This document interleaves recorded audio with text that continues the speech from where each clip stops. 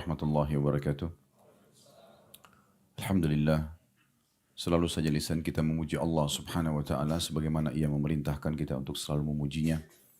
Dan puji-pujian ini dianggap kalimat syukur kepada Allah yang menyebabkan semua nikmat akan terus melimpah kepada kita. Dan puncaknya kita akan dibalas dengan surga di akhirat sana. Oleh karena itu jadilah orang yang selalu membasahi lidah dan bibirnya dengan kalimat Alhamdulillah. Selanjutnya kita panjatkan salam hormat kita kepada utusan Allah Nabi besar Muhammad sallallahu alaihi wa ala alihi wa sahbihi wasallam sebagaimana Allah telah memerintahkan kita untuk mengucapkan salam hormat tersebut. Pada kesempatan ini insyaallah kita akan melanjutkan tema kita dari awal kita datang haji sebab-sebab kebahagiaan. Seingat saya kita sudah sempat membahas 2 sebab kebahagiaan dan kita akan masuk insyaallah sebab ketiga pada kesempatan ini. Sebab ketiga ini, sebelum saya sampaikan inti bahasannya, maka perlu saya ulangi lagi kembali dan mengingatkan tidak ada orang yang tidak ingin bahagia. Dan kebahagiaan itu sangat luas maknanya. Bisa kalau seseorang sedang mendapatkan nikmat, maka itu adalah dia berbahagia. Atau seseorang selamat dari permasalahan yang sedang dia hadapi. Itu juga kebahagiaan. Jadi kebahagiaan ini sangat luas. Namun dalam Islam dibatasi kebahagiaan tersebut pada hal-hal yang dibolehkan saja dalam agama. Jadi kalau seandainya ada orang merasa bahagia karena dia berzina, karena dia mabuk, karena dia berjudi, ini tidak boleh. Tapi kalau seseorang selama dalam koridor halal dibolehkan, maka boleh seorang mukmin menikmati bahkan mengulang-ulanginya dan seterusnya. Ya, berusaha untuk meningkatkan, mengembangkan. Ya, seperti kita sekarang haji dan umroh misalnya, boleh nggak seseorang itu mengulang-ulanginya karena dia merasa tentram dengan ibadah, itu boleh saja. Atau dia sedang menikmati makan dan minum yang halal, biologis yang halal dan seterusnya, terus dia ingin mengulang-ulanginya, itu adalah satu hal yang positif saja, selama koridornya halal dan thayyib. Maka ini poin yang harus digarisbawahi dulu. Nah, kebahagiaan-kebahagiaan ini disusun cukup banyak oleh para ulama dan sudah kita sebutkan 2 hal pada pertemuan yang sebelumnya dan kali ini insyaAllah sumber kebahagiaan atau sebab yang ketiga masalah menuntut ilmu agama. Mungkin teman-teman mengatakan, oh kami sudah tahu menuntut ilmu agama itu. Tetapi masalahnya masih banyak orang yang membatasi diri dalam menuntut ilmu itu. Seperti misalnya dia menuntut ilmu kapan dia ada waktu. Padahal sebenarnya ini keliru. Menuntut ilmu itu harus ada waktu. Tidak boleh kita mengatakan, oh nanti saya lowong. Saya bisanya hari Jumat aja, hari Rabu aja, seminggu sekali. Gak bisa. Kita harus memang melowongkan waktu untuk itu. Kalau perlu, menuntut ilmu ini adalah skala prioritas dalam hidup kita. Itu memang pondasi dasar dalam agama. Jadi dalam menuntut ilmu ini, kita harus menjadikannya sebagai skala prioritas. Dan harus ada waktu. Tidak bisa kapan ada waktu. Tidak akan ketemu. Bapak Ibu tidak akan pernah menjadi seorang yang alim. Seorang yang sangat dekat dengan Allah. Sebagaimana Allah berfirman, innama yakhshallah min ibadil ulama. Sesungguhnya orang-orang yang mengenal Allah dan tunduk kepadanya adalah para ulama. Kita tidak mungkin sampai ke level itu. Kalau kita nuntut ilmunya kapan bisa. Harus bisa. Nah, itu prinsipnya. Dan saya selalu berbagi dengan jemaah di pengajian, dalam menuntut ilmu ini, buat satu prinsip hidup, tidak ada hari tanpa ilmu. Harus setiap hari Bapak Ibu dengarin pengajian begini. Harus, paksakan. Jangan seminggu sekali, jangan apalagi sebulan sekali. Ada orang cuma andalin khutbah Jumat saja, itu pun khutbahnya tidur lagi. Jadi nggak mungkin. Jadi kita tidak akan sampai pada level di mana kita lebih merasa dekat dengan Allah, merasa takut dengan Allah. Tauhidnya itu sangat kuat. Terutama pada saat ya, gelombang ujian lagi datang, itu butuh keimanan yang luar biasa. Itu tidak bisa kecuali ditopang dengan ilmu. Ilmu kalau baik, banyak kita kaya dengan ilmu, akan mendatangkan iman. Iman ini akan selalu ya, bertambah makin kuat dengan praktek yang dipraktekin ilmunya. Ilmu dulu akan datangkan iman, iman ini akan terus bertambah akan terus menjadi pemandu hidup kita dengan kita praktek ilmu agama itu. Kita praktek ilmu agama itu. Dan ini tahapannya.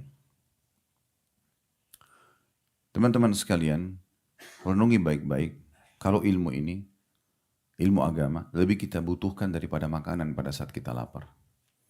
Minuman pada saat kita haus. Obat pada saat kita sakit. Tempat tidur pada saat kita sedang capek. Karena agama ini, ilmu agama akan memandu kita. Mana makanan, mana minuman, mana obat, mana tempat tidur, yang boleh dan tidak boleh. Itu kedudukan ilmu agama. Jadi dia seperti ibaratnya kalau saya sering bahasakan di pengajian itu kayak bodyguard kita. Kita kalau punya ilmu agama kita jadi tahu. Dia kayak berbicara dengan kita. Kapan kita mau interaksi dengan seseorang, mau membuka peluang pekerjaan, mau apa saja, maka ilmu agama akan datang mengatakan, oh itu nggak boleh, oh ini boleh. Dan orang akan sangat kaya dalam dirinya sendiri kalau dia punya ilmu agama yang banyak. Jadi harus paham baik-baik kalau ilmu ini kita yang butuh padanya. Ilmu tidak akan datang dengan sendirinya. Tidak ada orang lahir dalam kondisi paham, tidak mungkin. Selama Bapak Ibu tidak sengaja mencarinya, tidak akan dapat. Setiap hari aja kita belajar, belum tentu cukup. Imam Nawawi rahimahullah itu belajar 13 kitab di 13 guru setiap hari. Jadi seperti Bapak Ibu duduk pengajian begini, maka Imam Nawawi punya 13 guru dengan 13 kitab yang berbeda setiap hari. Umurnya belum sampai 40 tahun sudah punya karya yang mendunia sampai sekarang. Beliau meninggal sebelum 40 tahun. Tapi tidak ada yang tidak kenal namanya. Semua harinya ilmu.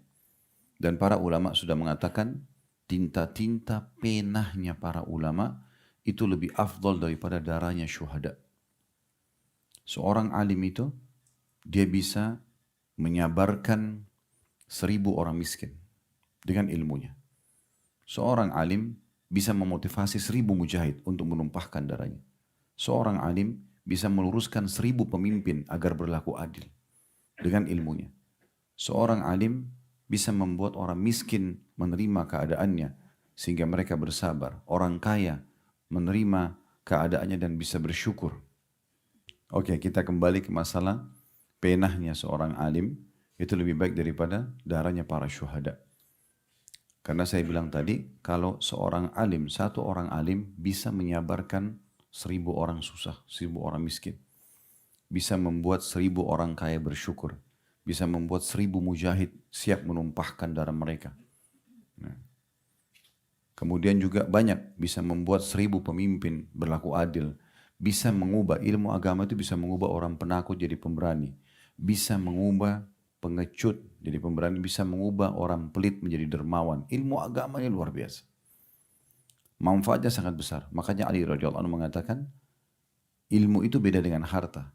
Kalau ilmu, dia akan menjagamu. Sementara harta kamu sibuk untuk menjaganya. Orang kalau punya ilmu, dia akan sangat nyaman dengan setiap keadaannya. Dia miskin, dia bersyukur dan bersabar menjalaninya. Kalau dia kaya, dia bersyukur dan terus berbagi. Begitu terus. Orang-orang alim itu luar biasa. Ya. Dan dalam sebuah hadis yang sahih disebutkan, kalau ilmu itu, kalau ada orang menuntut ilmu, dipastikan dia akan jauh sekali dari sifat kemunafikan. Sebagaimana sabda Nabi SAW hadis riwayat Tirmidzi nomor 2684, khaslatani la tajtami'ani fi munafiqin. Ada dua ya, sifat atau karakter tidak akan pernah ada pada diri orang munafik. Karena dia adalah ciri khasnya orang beriman. Artinya kalau ada pada kita ini tidak mungkin kita munafik. Yang pertama kata Nabi SAW husnu samtin.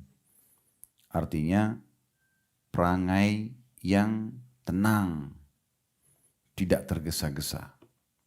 Ciri orang beriman itu tenang. Walaupun masalah lagi berat, dia tenang aja menghadapinya. Karena ini akan memudahkan dia untuk mendapatkan ide jalan keluar dari permasalahannya. Bukan juga lelet ya. Husnul samt ini artinya orang yang cerdas dan tidak tergesa-gesa mengambil keputusan dan dia sangat bijaksana. Itu samt. Kemudian yang kedua, wala fikhun fid din. dan juga fakih dalam agama. Dua ini tidak akan ada pada orang munafik. Mereka selalu emosional, tergesa-gesa kalau orang munafik itu. Suka su'zon, mendahulukan sangka buruk. Orang beriman tidak. Pasti dia akan sangat tenang. Waktu Nabi SAW mendapatkan berita gosip nyebar satu Madinah, Aisyah berzina sama Safwan. Dan pada saat itu dengan hikmah Allah, Allah nggak turunkan wahyu. Biasanya kalau ada satu kejadian, Allah turunkan wahyu langsung. Menginformasikan jawabannya ini. Waktu itu tidak. Nabi SAW tidak tahu harus berbuat apa. Istrinya digosipin berzina dan memang waktu itu kejadiannya Aisyah tertinggal pada saat pasukan lagi istirahat di tengah jalan. Nah kemudian beliau buang hajat, kembali ke pasukan, pasukan sudah pergi. Pasukan sudah pergi. Aisyah akhirnya radhiyallahu anha waktu buang hajat, karena beliau waktu itu badannya kecil, ringan, disiapkan satu geranda yang ditutup dengan kain, itu dipikul oleh 4 orang sahabat. Waktu beliau keluar dan pasukan lagi istirahat, beliau tidak sempat izin sama Nabi SAW, beliau langsung pergi, pas kembali pasukan sudah jalan. Sahabat yang memikul geranda juga pikir Aisyah ada di dalam. Dengan hikmah Allah SWT terjadi. Waktu di titik istirahat yang depannya, Nabi SAW tanya, mana Aisyah? Mereka panggil, wahai ul-mu'minin, wahai Aisyah. Tidak ada suara. Dibuka gorden, tidak ada. Tersebarlah berita kalau Aisyah kemungkinan ditawan oleh musuh. Nah waktu itu lagi siang bolong. Kayak kita sekarang lagi terang matahari. Dari kejauhan, tiba-tiba Aisyah datang dengan Safwan. Safwan ini adalah seorang sahabat Nabi yang tugasnya, karena dia amanah orangnya, dan dia orang yang sangat soleh. Nabi SAW meletakkan dia di akhir pasukan. Kalau pasukan sudah jalan, dia tunggu dulu. Sudah tidak nampak, dia jalan. Nanti dia nyisir. Ada pedang jatuh, ada perisai, ada apa. Itu diambil sama dia. Nah waktu dia lewat situ, dia lihat Aisyah dari jauh. Dan dia kenal Aisyah. Kata Aisyah, nah dia mengenalku sebelum turunnya ayat hijab atau masalah cadar. Waktu itu belum pakai cadar, akhirnya setelah itu Aisyah pakai cadar. Maka dia tahu, Safwan cuma mengatakan inna lillahi wa inna ilaihi raji'un. Didekatkan unta, lalu Safwan pergi jauh. Aisyah pun sudah faham, unta yang sudah didudukkan, naik ke atas, setelah duduk dengan tenang, saking amanahnya kedua orang ini, Masya Allah. Dalam riwayat dikatakan, Aisyah membiarkan Safwan pergi jauh sehingga tidak tersingkap auratnya, baru dia naik ke atas unta. Setelah duduk tenang, Safwan pun pergi jauh. Berapa saat kemudian baru dia datang. Tidak banyak ngomong, cuma ambil tali kekangan unta, jalan. Tugasnya karena dia harus menyisir ya pasukan perang, kalau ada yang tertinggal, termasuk juga kalau ada orang tiba-tiba yang sakit dan segala macam. Maka pada saat itu, jalanlah keduanya, di tengah jalan pun tidak ada satupun kata-kata. Safwan tidak mengatakan, wahai Aisyah, kenapa kamu telat? Wahai Safwan, terima kasih. Enggak ada. Satu kata pun mereka tidak ucapin. Tapi subhanallah, waktu tiba di tempat istirahat pasukan yang kedua, yang terjadi, kepala munafik Abdullah bin Ubay bin Salul melihat kesempatan itu, dia ini kesempatan emas nih. Maka dia ucapin kata-kata, mana ada laki-laki sama perempuan jalan berdua, tidak terjadi sesuatu. Dia enggak terang-terangan bilang zina, tapi dia sebarin itu. Tiba-tiba tersebar gosip di pasukan kalau Aisyah berzina sama Safwan. Waktu itu berita ini tersebar dan Nabi SAW pun dengar. Aisyah bilang, saya tidak tahu apa-apa sama sekali. Tidak mengerti apa-apa sama sekali. Saya tetap aja bertemu dengan Nabi SAW. Gitu kan. Saya tetap bertemu dengan Nabi SAW. Saya tetap ceria. Saya tidak merasa ada masalah pada saat itu. Ya. Kemudian dia bilang, sampailah tiba di Madinah. Lalu dia bilang, saya heran melihat sikap Nabi SAW. Tidak seperti biasanya. Nabi itu orangnya ceria, suka tegur sapa, bercanda dengan keluarganya. Tapi kali itu Nabi cuma sekedar nanya yang penting. Aisyah mengatakan, karena saya melihat sikap perubahan dari Nabi SAW, maka saya mengatakan, ya Rasulullah, kalau anda tidak ada hajat dengan saya, izinkan saya pulang ke rumah orang tua. Maka Nabi SAW antar dengan baik-baik ke rumah mertua beliau Abu Bakar radhiyallahu anhu. Aisyah tinggallah di rumah sana tanpa tahu sekali apa yang terjadi. Kemudian ringkas cerita, akhirnya sampailah berita kalau terjadi gosip tentang Aisyah berzina ke telinga Aisyah. Kata Aisyah pada saat itu, tiba-tiba ya badan saya terasa remuk, saya merasa kaget dan baru sadar ini ternyata sebabnya Kenapa Nabi SAW berubah sikap? Nah mulailah pada saat itu Nabi SAW mengumpulkan para sahabat. Kenapa kata Nabi SAW di masjid? Kenapa ada orang yang berbicara buruk tentang keluargaku, maksudnya istri beliau Aisyah. Dan seorang sahabatku yang aku tidak tahu kecuali kebaikan dari dia, maksudnya Safwan. Tidak pernah masuk ke dalam rumahku kecuali bersamaku. Waktu itu kebetulan Abdullah bin Abi Salul ini kepala munafik, dia dari suku Khazraj. Di Madinah ada dua suku Arab, Aus dan Khazraj. Nanti setelah masuk Islam mereka dikenal dengan Ansar. Nah kepala munafik ini dari Khazraj. Tiba-tiba orang dari suku yang kedua Aus berdiri mengatakan, ya Rasulullah, kami tahu siapa yang anda maksudkan. Maksudnya si Abdullah bin Abi Salul. Izinkan kami untuk menghukumnya. Mau suruh penggal lehernya kami bunuh nih. Gosip nggak benar. Tapi udah memanas dan waktu itu wahyu turun. Wahyu tidak turun, terputus wahyu beberapa waktu. Yang terjadi adalah Nabi SAW melihat pertikaian. Begitu orang Khazraj mendengar kalau orang Aus ya, menyalahkan Khazraj, maka dia satu orang Khazraj berdiri mengatakan, sungguh kami tahu siapa yang kau maksudkan. Ya, kalau engkau menilai orang itu karena dari suku kami, maka kami pun memerangi, maksudnya memusuhimu. Terjadi ribut antara sahabat. Maka Nabi SAW berhentikan. Tidak tahu harus buat apa. Tapi waktu itu luar biasa. Kita bayangkan, saya kalau menceritakan kisah seperti ini, saya coba masuk dan menyelami ini. Bagaimana kalau saya ini yang terjadi? Pada saat itu di kota Madinah, Nabi sebagai raja, Nabi sebagai pembawa ilmu agama, digosipin istrinya berzina. Dan di wahyu terputus, nggak ada informasi. Gimana caranya? Tapi disitulah sifat samt Nabi SAW. Tenang, bijaksana. Ya, tidak buru-buru mengambil keputusan. Sampai Nabi SAW masih datang ke rumah Abu Bakar, lalu berkata kepada Aisyah dengan sangat tenang, wahai Aisyah, kalau seandainya betul kamu lakukan, kalau seandainya kau tidak melakukannya, pastikan Allah akan menolongmu.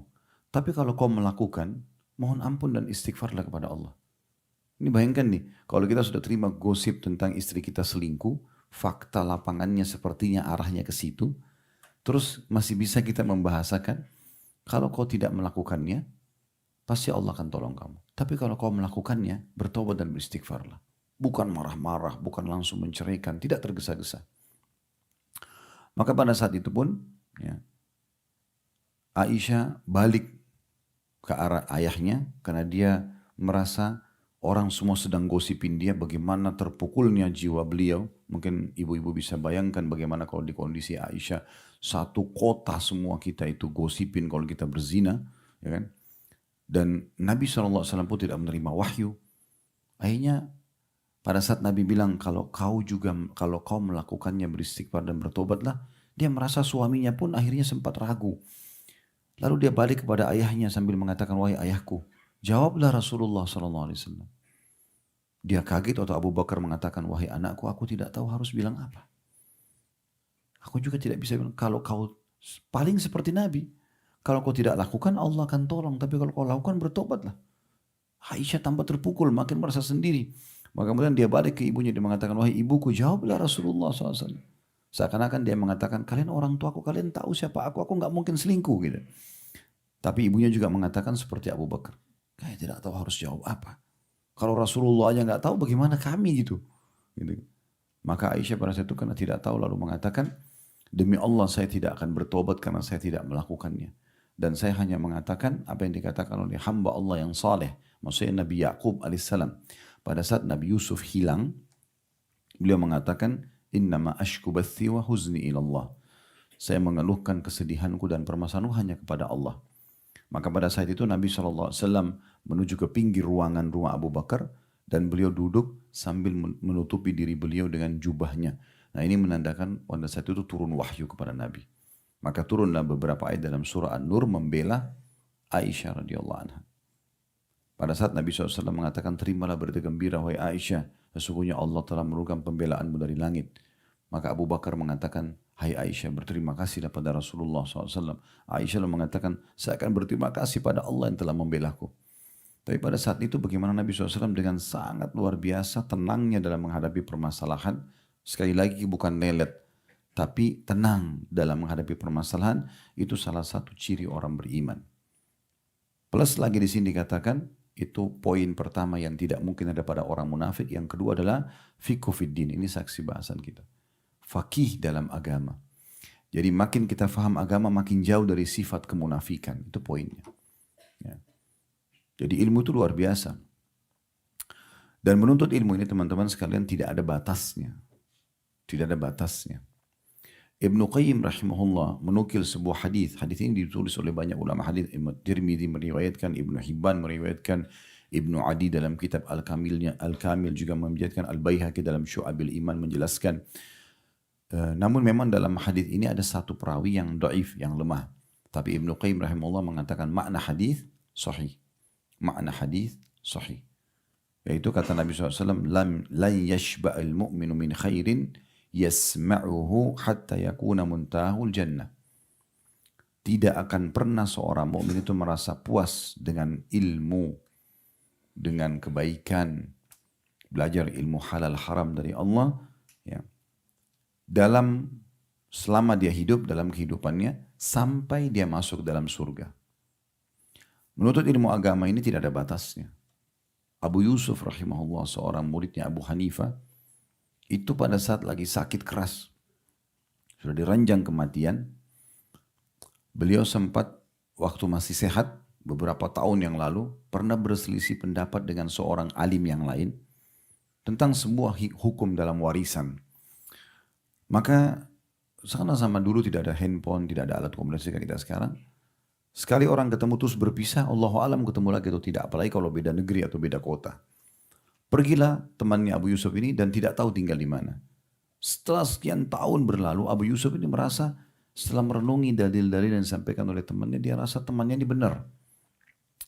Maka dia pun coba cari temannya, nggak ketemu. Pas Abu Yusuf mau meninggal dunia, di hari yang beliau meninggal dunia lagi sakit keras, sudah sangat tua. Rupanya temannya itu dengar sampai berita kalau Abu Yusuf sakit. Datang dia, entah dari negeri mana. Begitu datang Abu Yusuf senyum melihatnya. Lalu Abu Yusuf mengatakan, Alhamdulillah yang telah mengembalikan engkau kepada aku. Syukurin ketemu lagi. Kata temannya, kenapa? Dia bilang, ingat tak dulu kita pernah berselisih pendapat tentang hukum ini dan hukum itu. Sekian tahun yang lalu. Setelah kau pergi, saya baru tahu ternyata kamu yang benar. Tolong ajarkan kepada saya dalil-dalilmu itu. Ini ranjang kematian, sudah mau mati, udah tua sekali. Kata sahabatnya, wahai Abu Yusuf, sekarang saatnya kau syahadat. Bukan saatnya kau nutut ilmu. Dia bilang, saya sudah mengucapkan. Saya sudah syahadat, sudah syahadu an la ilaha illallah, sudah mengulangi la ilaha illallah. Tapi saya meninggal dalam kondisi memahami ilmu itu, lebih saya cintai daripada saya meninggal saya tidak tahu. Di akhir hidupnya, akhirnya temannya ajarin, dalilnya ini, dalilnya ini, dalilnya ini. Setelah selesai dihafal oleh Abu Yusuf, ya. Maka temannya ini bilang, saya pun izin pamit keluar. Begitu saya tiba di pintu rumah Abu Yusuf, terdengar tangisan keluarganya, meninggal dunia. Nuntut ilmu sampai di akhir hidup. Saya ulangi lagi karena ada teman-teman yang baru datang. Poin penting, menuntut ilmu bukan kapan bisa, tapi harus bisa. Dan jangan lewatkan satu hari tanpa dengar ilmu. Walaupun sebuah ayat, sebuah hadis. Gak boleh, kita ini lemah. Syaitan mencari celah di mana kita lagi tidak sibuk dengan ilmu, disitulah tepat sasaran dia akan sesatkan kita. Tapi kapan kita sibuk dengerin pengajian kayak begini? Kan pikiran kita lagi konsentrasi dan merenungi apa yang sedang dibaca, apa yang sedang didengar. Maka kita akan terbawa dengan arus terus mengkanter apapun bisikan syaitan dengan ilmu itu. Tapi di saat kita lagi tidak menuntut ilmu, di saat itu kita lagi banyak waktu luang yang celah dia bisa masuk karena ilmunya lagi tidak dipelajari atau diperbaharui lagi. Nah seperti itu. Ingat sekali lagi, ilmu atau agama ini teman-teman lebih kita butuhkan daripada makanan pada saat lapar, minuman pada saat haus, tempat tidur pada saat ngantuk, capek, obat pada saat sakit. Karena ilmu agama akan memandu kita mana boleh dan mana tidak boleh. Abdullah bin Mubarak rahimahullah, seorang ulama tabi'in berkata, sampai kapan Anda akan terus mendengarkan hadis? Ini Abdullah bin Mubarak ini kalau dicari orang alimnya tabi'in, maka beliau salah satunya. Orangnya sudah gagah, orangnya pinter, orangnya kaya. Abdullah bin Mubarak ini sekedar supaya teman-teman tahu, beliau pernah menghajikan satu kota di Irak, di tempat beliau tinggal. Beliau kaya raya sekali. Apa yang beliau lakukan? Beliau iklanin, saya akan haji. Itu dia baca begitu. Orang dengar dia haji, orang semua mau ikut karena dia seorang alim, bisa konsultasi agama, bisa belajar, bisa lihat ibadahnya. Orang dulu itu banyak mencuri-curi kesempatan mau dengarkan langsung dari ucapannya, mau lihat intip bagaimana ibadahnya, begitu-begitu. Maka hampir satu kota semua mendaftar. Sudah. Tapi Abdullah bin Mubarak kasih syarat. Cuma kalau mau ikut sama saya, jangan bayar dulu. Nanti aja. Nah, ini kisah pribadi beliau. Jangan bayar, tidak usah. Kita berangkat aja dulu. Semua yang mau ikut sama saya, pakai dulu tunggangan saya yang ada. Jadi beliau siapkan unta, beliau siapkan kuda. Sebanyak satu kota ini, ribuan orang. Semua. Dan setiap kuda sama unta, kalau kita sekarang mungkin kendaraan itu penuh dengan perbekalan jalan dari Irak ke Mekah. Itu jaraknya jauh. Bisa hampir 1 bulan perjalanan. Jalanlah mereka. Lalu di tengah jalan, orang-orang pada bilang, wahai Abdullah bin Mubarak, kita sudah lewat setengah jalan nih. Kita butuh untuk memberikan biaya karena kami makan, kami minum. Kata Abdullah bin Mubarak, selama masih ada bekal jangan dulu ganggu perjalanan kita. Jalan saja. Jalan saja. Jalan sampai ke Mekah. Begitu tiba di Mekah, pada saat melaksanakan ibadah haji, jemaahnya bilang lagi, wahai Abdullah bin Mubarak, kami mau bayar nih. Kata Abdullah bin Mubarak, ya, jangan dulu. Masih ada bekal. Nanti selesai haji. Udah. Jadi sementara haji itu jemaahnya sempat tenang karena bayar semua. Akan bayar gitu. Makan, minum, pokoknya segala macam tendanya semua dibayarin sama dia. Disiapin sama Abdullah bin Mubarak. Selesai haji, mereka semua pada datang. Ini sudah selesai haji. Kami mau bayar. Kata dia, ini kita masih dalam masa haji. Jangan dulu ganggu sekarang. Nanti tiba di Irak. Pulang di Irak pun semua dibiayai sama dia. Begitu pulang di Irak mereka mau bayar. Abdullah bin Mubarak mengatakan Allah sudah membayarkan buat kalian. Tapi memang beliau kaya banget nih. Luar biasa kaya raya. Dan ilmunya luar biasa. Tidak cukup di situ. Seorang alim itu subhanallah. Makin dalam ilmu kita teman-teman sekalian, kita makin ingin sempurna di semua titik. Jadi tapi yang benar gitu. Kayak misalnya dia akan menjaga penampilannya, dia akan jaga transaksinya, kekayaannya, dia akan jaga keluarganya. Ingin semua perfect di semua poin-poin itu. Tidak mau luput begitu saja. Abdullah bin Mubarak ini selain tampan, beliau juga sukses di bisnisnya. Beliau juga sangat alim dalam ilmu agama, jadi rujukan muslimin di Irak pada saat itu.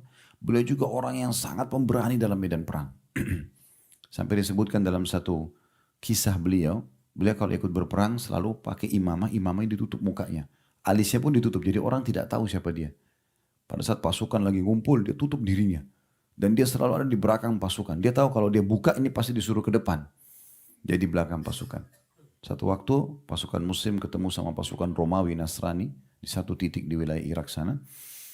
Kemudian ada satu kesatria pasukan Nasrani yang maju dan mengajak duel umat Islam. Semua badannya kekar sekali, perlengkapan pedangnya luar biasa, dari kepala sampai kaki semuanya besi, kudanya pun lapis besi. Jadi orang yang sudah siap berperang dan memang kesatria.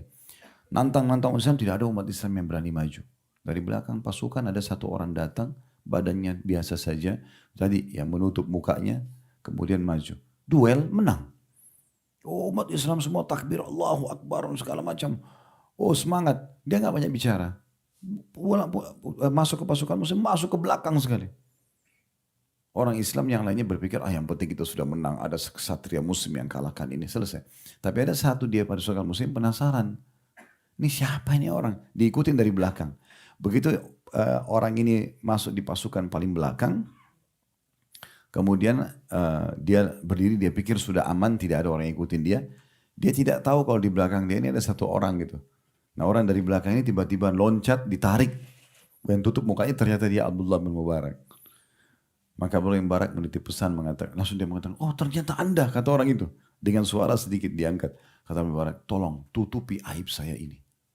Dia anggap kalau dia ditahu ini, aib bagi dia, menghilangkan pahala. Dia mohon-mohon sama orang itu supaya jangan bilang. Kalau kita kan sekarang malah, oh ini lagi dipuji nih, oh kesempatan. Kalau orang tidak ada ilmunya memang begitu. Kalau ada ilmunya dia nggak pusing dengan pujian. Nah itu contohnya. Nah Abdul Barak ini, itu tadi kisah-kisah tambahan sebenarnya. Yang kita yang tidak beratkan masalah menuntut ilmu ini, Abdul Barak pernah ditanya, sampai kapan anda terus dengar hadis? Karena beliau terus belajar, sebenarnya sudah alim. Tidak pernah berhenti, setiap hari belajar terus. Maka beliau mengatakan, ilal mamat. Sampai mati. Artinya selama saya hidup, saya nggak akan berhenti dengar hadis. Terus. Kalau bahasa ini teman-teman, kalau saya lebih tekankan lagi, berarti setiap detiknya, selama saya masih hidup, saya akan dengar ilmu terus. Bukan setiap hari, setiap detik ada kesempatan saya akan dengar. Kalau ada aktivitas lain memutus, setelah itu baru tetap kembali ke ilmu lagi.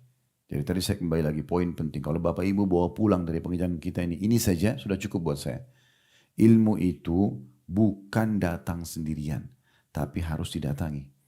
Tidak ada orang lahir alim, harus belajar. Dan ilmu itu bukan kapan bisa, tapi harus bisa. Nggak bisa kita hanya sekedar, oh nanti kalau saya lowong. Apalagi tadi saya bilang cuma dengerin khutbah Jumat. Sudah gitu tidur lagi. Ya. Tambah khatibnya juga suaranya kecil. Ya. Baca teks saja, wah ini tambah kemana-mana gitu. Saya kadang-kadang kalau khutbah Jumat di masjid-masjid di Jakarta, di situ sering ditulis, khutbah Jumat di mimbar itu 15 sampai 20 menit. Saya bilang sama pengurus masjidnya, Pak, tolong khusus khutbah saya jangan dibatasi begini.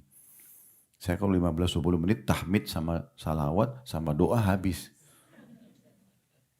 Sementara orang-orang yang datang di masjid ini banyak di antara mereka. 90% belum pernah ngaji nih. Mereka sibuk dengan dunianya. Nah, khutbah Jumat itulah kita beri mereka bekal untuk minimal 1 minggu ke depan. Jumat depan dicas lagi. Kalau cuma datang ngomong sebentar langsung pergi, belum tentu juga berbekas bagi mereka, ini nggak bisa. Berapa lama Ustaz saya minta? Batas saya dengan khutbah pertama, khutbah kedua dengan doa itu 40 menit. Kalau saya dikasih insya Allah 40 menit ini saya bisa lakukan. Oke. Akhirnya setiap khutbah saya Alhamdulillah kertas itu diangkat. Ya. Karena kalau itu kan mengganggu besar tulisannya di mimbar itu. Karena teman-teman kalau tidak khutbah tidak tahu, tapi banyak di situ dipasek, diprintkan besar-besar kertas.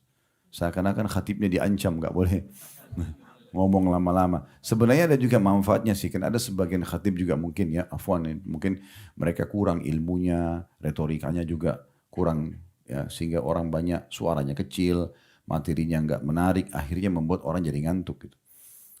Itu juga mungkin ada manfaatnya. Tapi kalau memang kita bisa memberikan manfaat, tidak ada sesuatu yang salah dalam masalah ini. Yang penting teman-teman sekalian itu tadi perkataan ya, Abdullah bin Barak, beliau mengatakan mendengar sampai kapan anda terus dengarkan hadits, kata beliau sampai mati. Selama saya masih hidup saya tidak akan berhenti dengarkan. Imam Ahmad juga ditanya, sampai kapan anda akan terus menulis hadis? Imam Ahmad itu dari pagi sampai besok pagi, selama ada kesempatan pegang pena nulis. Ya, sampai-sampai beliau pernah satu malam tidak sholat tahajud gara-gara mengeluarkan sekian banyak hikmah dan faedah dari sebuah hadis saja.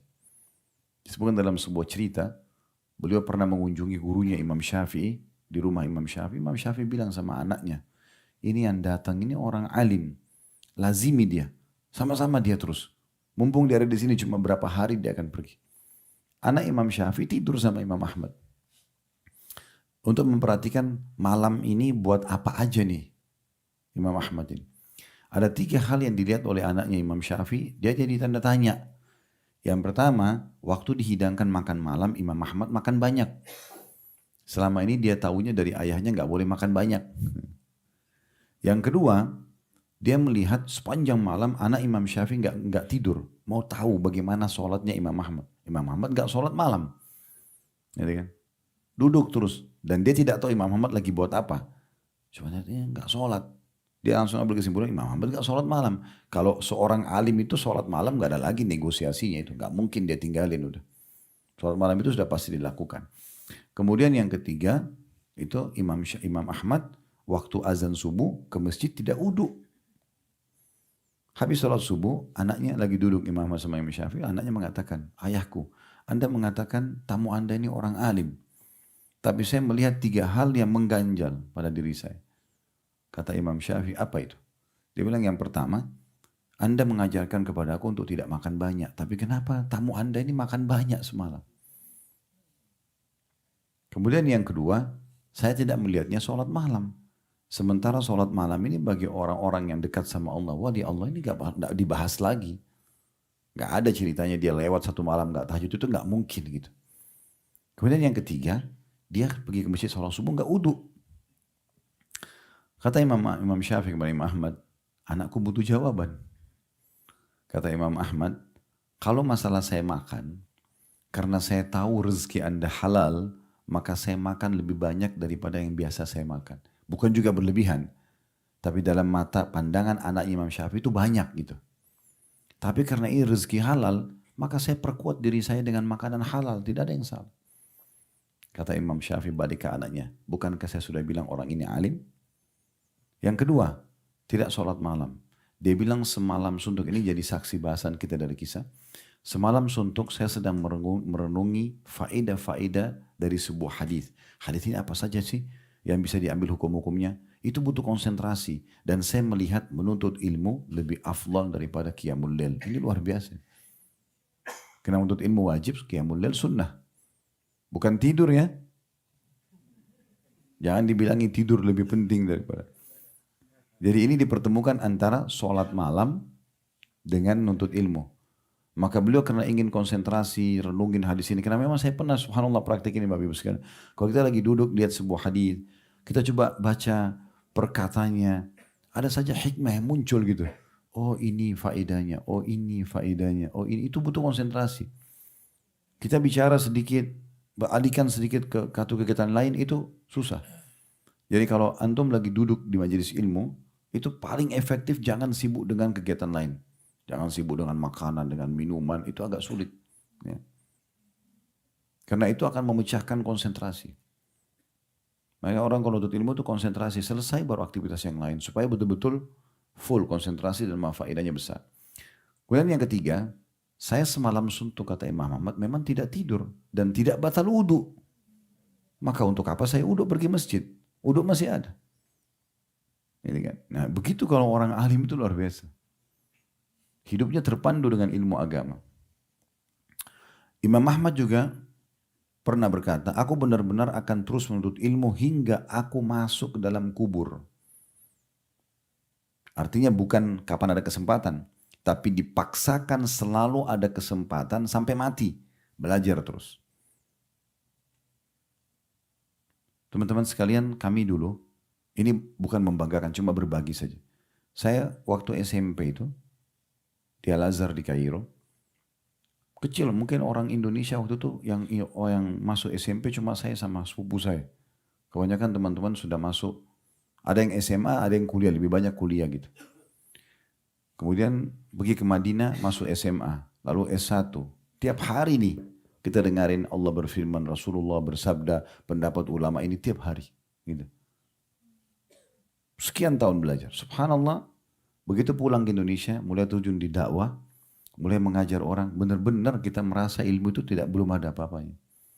Oh ternyata kita harus murajaah. Oh ternyata pendapat yang pernah kita dengar itu adalah ada pendapat lain yang menyainginya dan lebih kuat dalilnya. Oh ternyata begini dan begitu. Jadi sampai hari ini pun saya terus belajar. Sampai pernah anak saya tanya, saya dipanggil Abati, Abati belajar. Saya sambil baca kitab itu sambil nulisin. Iya nak, kan Abati sudah pintar. Kata anak saya. Umurnya 8 tahun ini. Oh, kayaknya sudah pintar. Enggak ada bahasa orang pintar. Dan menuntut ilmu itu harus terus. Kalau kita sudah tahu, kita cari yang belum kita tahu. Masih banyak gitu. Jadi jangan sampai kita merasa, oh sudah belajar, sudah cukup. Apalagi sekali tadi. Cuma seminggu sekali. Terus merasa dirinya sudah alim. Apalagi mau berfatwa. Nggak apa-apa ini, melakukan saja. Padahal salah. Sedangkan orang sudah belajar saja bisa saja salah. Kalau teman-teman lihat dalam madhab 4 yang kita tahu di tengah-tengah umat Islam ada madhab Imam Malik, Imam Abu Hanifah, dikenal dengan Hanafiyah. Ini sekarang mayoritasnya daerah India. Ya. Saya lihat juga karena di daerah Jepang sama Korea kami pernah diundang ke sana. karena banyak orang-orang kita dari Pakistan, India yang pegang masjid-masjid di sana, maka mereka bermadzhab Hanafi juga. Kemudian ada Malikiyah, ini biasanya di Afrika, Imam Malik yang dulu di kota Madinah. Terus ada Imam Syafi'i, ini di Mesir beliau meninggal, dan kita Asia Tenggara kebanyakan Syafi'i. Dan ada Imam Ahmad, ini lebih banyak di Timur Tengah, terutama kayak di Saudi begini tuh mazhab Imam Ahmad. Nah, 4 imam ini saja teman-teman sekalian, mereka sudah ulama. Tahu nggak untuk menjadi imam mazhab itu harus menghafal 500.000 hadis minimal. Tidak boleh salah sanatnya sama matannya. Sanat itu begini, Fulan bin Fulan bin Fulan bin Fulan, sahabat Nabi Rasulullah. Itu harus benar nama-namanya. Harus tahu siapa saja ini supaya hadisnya sahih atau tidak. Terus matan isi hadisnya. 500.000 hadis. Ya, itu selain daripada hafal Quran 30 juz, hafal dengan macam-macam. Bidang fikih juga dikuasai. Ya, sekarang ada cabang-cabang banyak, ada usul fikih, ada ilmu hadis, ada mustalah hadisnya, banyak cabang-cabangnya ilmu agama itu. Jadi harus betul-betul bisa menguasai banyak hal gitu ya. Itu baru bisa diistilahkan dengan orang itu mungkin alim atau yang ya semisalnya atau mendekati itu. Ya, ini perlu untuk digarisbawahi itu teman-teman. Kemudian Abdullah bin Bishr berkata, aku berharap ketika maut datang, tinta masih di sisiku. Masih mau menulis. Semoga pena dan tintaku tidak lepas dariku pada saat mati. Meninggal dalam kondisi pegang pena.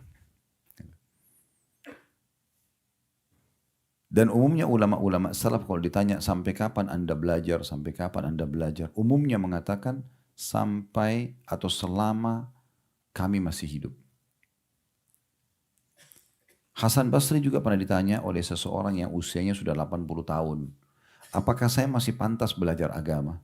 80 tahun nanya. Di umur begini ini sudah putih ubanan semua. Masih perlu belajar agama gak sih? Kata Hasan Basri rahimahullah, iya. Sebagaimana kau masih layak hidup, kau masih wajib untuk belajar. Jadi gak ada kata-kata, oh nanti aja misalnya. Gak bisa.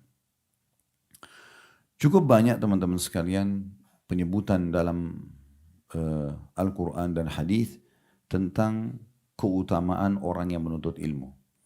Kalau Ibnu Qayyim rahimahullah dalam buku beliau Miftah Darus Sa'adah menyebutkan lebih dari 100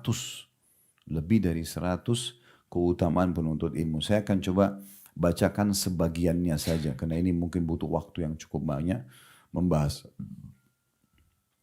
Di mana Allah Subhanahu wa taala menyebutkan dalil pertama surah Az-Zumar ayat 9, Allah memastikan orang-orang berilmu itu akan berbeda sekali dengan orang yang tidak berilmu. Karena dia punya panduan hidup, dia akan terkontrol dengan ilmu agama itu. Beda dengan orang yang tidak tahu, dia akan sembraut jalan semaunya sendiri. Sebagaimana Allah menyebutkan dalam surah Az-Zumar ayat 9, "Qul hal yastawi alladziina ya'lamuna wal ladziina la ya'lamun." Katakan hai Muhammad, apakah sama orang yang tahu ilmu agama itu dengan orang yang tidak mengetahuinya? Tanda tanya.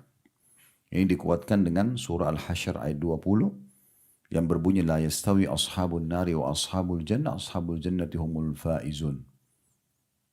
Tidak akan pernah sama penghuni-penghuni neraka karena bodoh dalam agama sehingga mereka masuk neraka.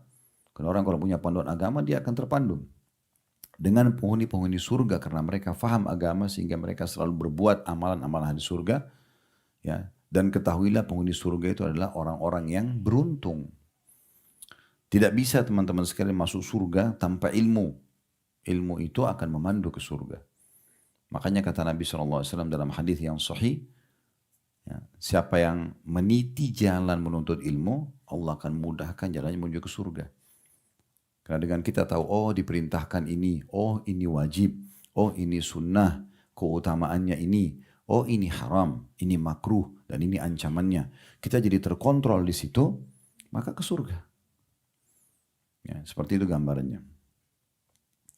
Kemudian juga kita sudah tahu sama-sama teman sekalian tidak tertutup lagi bagi kita banyak sekali ayat di antaranya yang masyhur surah Al-Mujadilah ayat 11 ya. Tentang masalah Allah meninggikan derajat orang-orang beriman dan menuntut ilmu. Sebagaimana firman Allah berbunyi, ya ayyuhalladzina amanu idza qila lakum tafassahu fil majalis fafsahu yafsahillahu lakum wa idza qila anshudu fanshudu yarfa'illahu alladzina amanu minkum walladzina utul ilma darajat wallahu bima ta'maluna khabir. Hai orang-orang beriman, apabila dikatakan kepadamu berlapang-lapanglah dalam majlis, maka lapangkanlah, niscaya Allah akan melapangkan juga untuk kalian. Dan apabila dikatakan berdirilah kamu, bubarlah, maka berdirilah. Niscaya Allah akan meninggikan derajat orang-orang beriman di antara kamu dan orang-orang yang diberi ilmu pengetahuan agama beberapa derajat. Tentu ilmu umum juga masuk kalau bermanfaat, tapi ilmu agama level nomor 1. Dan Allah maha mengetahui apa yang kamu kerjakan. Ilmu umum, Bapak Ibu bisa kursus, ilmu agama nggak bisa kursus.